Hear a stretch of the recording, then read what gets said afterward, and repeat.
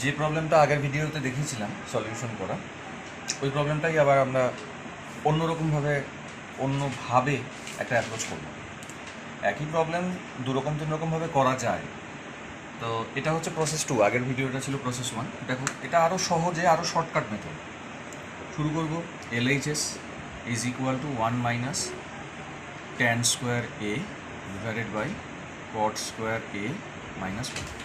দেখো, এখানে আমি কি করব, কিচ্ছু না, শুধু cot স্কোয়ার a যেটা আছে, আমরা জানি cot a is equal to 1 minus tan a।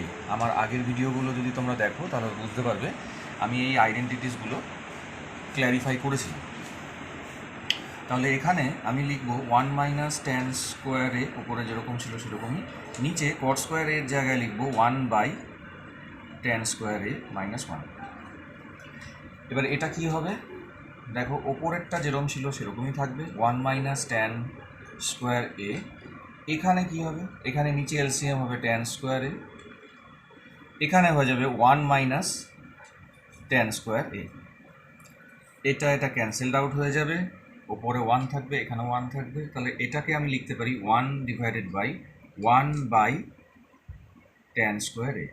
এবার আমরা জানি 1 by 1 by a is equal to 1। তার মানে এটা হয়ে যাবে tan square a is equal to right hand side root.